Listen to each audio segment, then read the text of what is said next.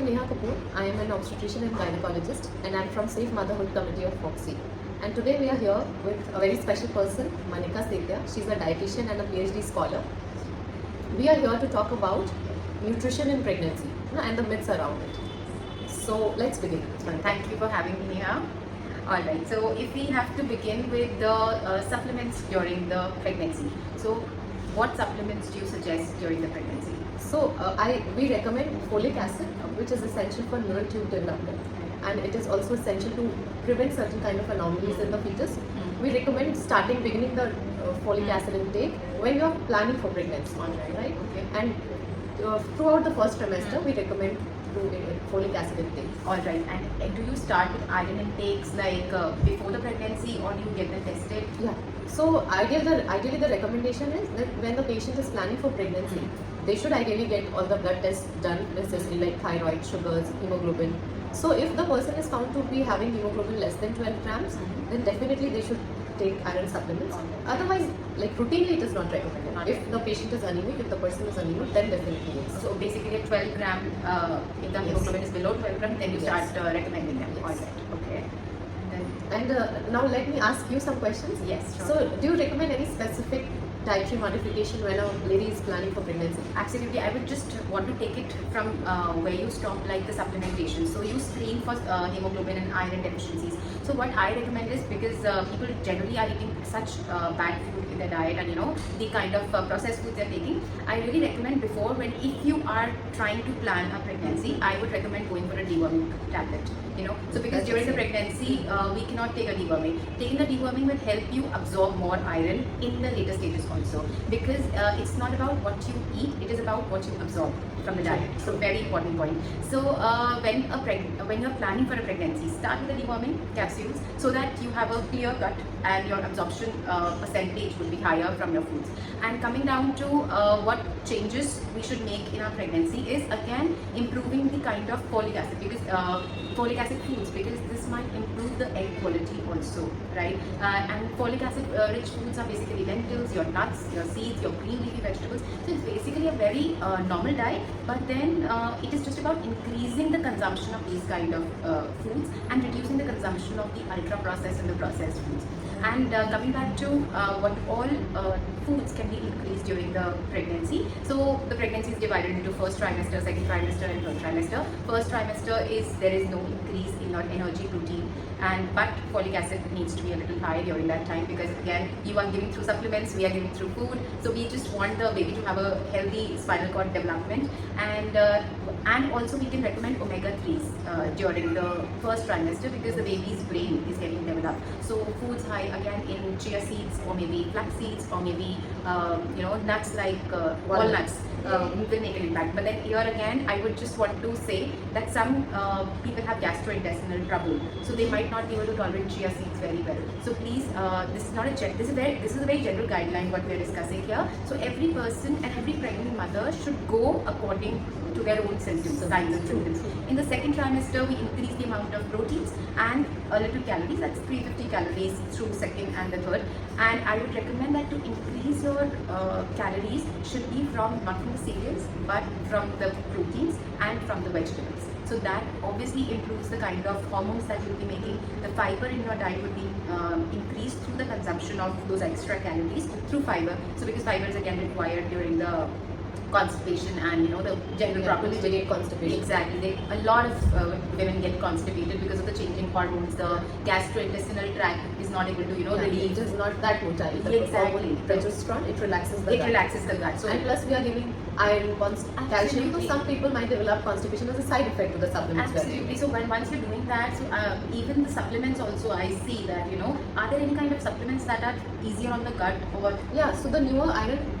Iron, the old iron tablets which is given in the government hospital, iron sulfate, it causes a lot of constipation. But the newer iron preparations, they are gut friendly. Gut friendly, because I have seen so many patients coming, and anemia, as we know, is one of the leading problems for the pregnant ladies. It's not just the iron, but then the B12 is also very low in the diet, and the best, especially the vegetarians. Yes, especially the vegetarians. I don't see B12 deficiency in non-vegetarians much, but vegetarians, I would definitely say that there would be I would agree to disagree on this point, because I have seen so many patients even eating their non-vegetarian foods being B12 deficient. Now, there's a big reason for it. Now, this is because B12 is basically in the bound form and absorbed by the intrinsic factor of the, in the stomach, present in the stomach.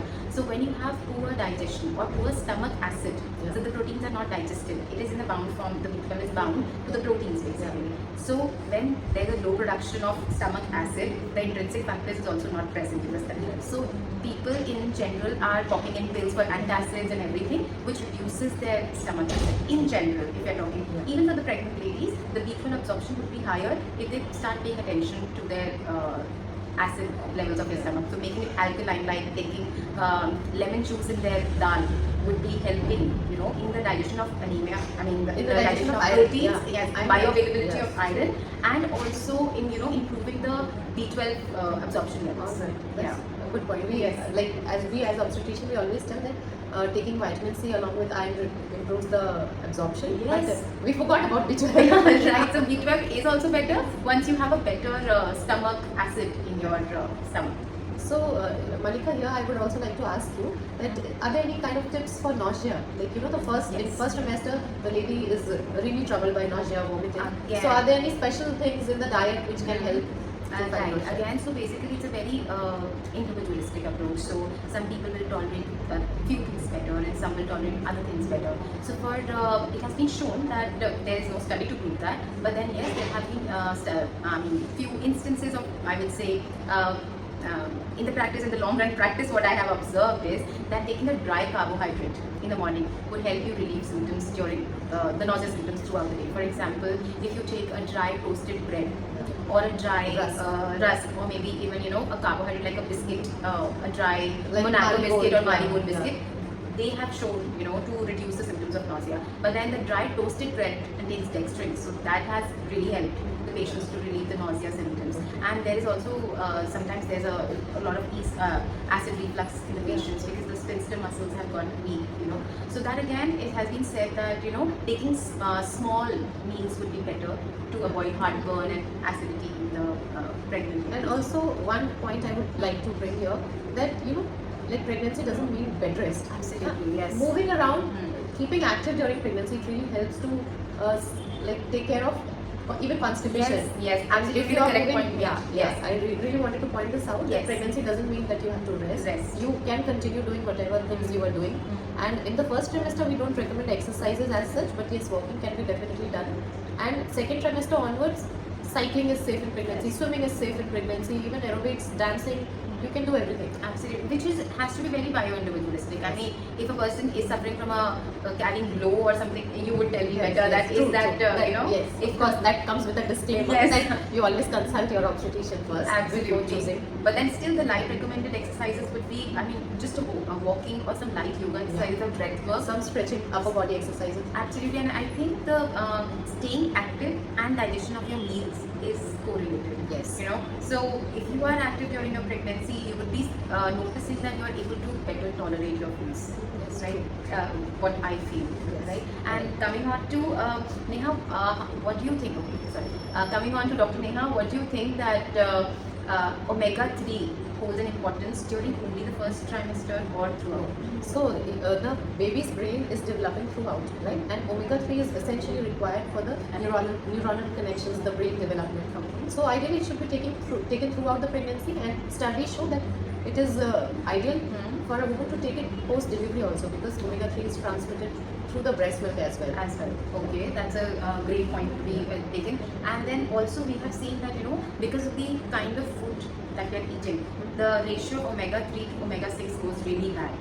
So that is the reason omega-3 would also be helping, because omega-6 the ratios go very poor. So the kind of foods that we're taking is very rich in omega-6. So now taking omega-3 would balance out the levels of omega-3 levels in the body. And also here I would also like to say that some foods are rich in ALA. Yes, And absolutely. that Anti-inflammatory in nature, alpha lipoic acid that you're talking about. Yes. And it is like in the body, it is the essential amino acid which is converted to EPA and DHA. DHA. But sometimes there's a disturbance in the conversion also. Yes. And marine fishes are rich source of EPA and DHA. Yes. So that can also be included for non-vegetarians. Non-vegetarians, but then sometimes I have even noticed that people who have been taking their omega-3 supplements from the fish oil supplements, they have a lot of gastrointestinal trouble. Yeah. Now, I have seen that maybe, we can just think of some other sources like chia seeds or maybe Yeah, walnuts can be. walnuts, yeah. But then, of course, you said correctly that the conversion of EPA and DHA The can be a plants problem. are rich source of daily. Yeah. And the conversion is sometimes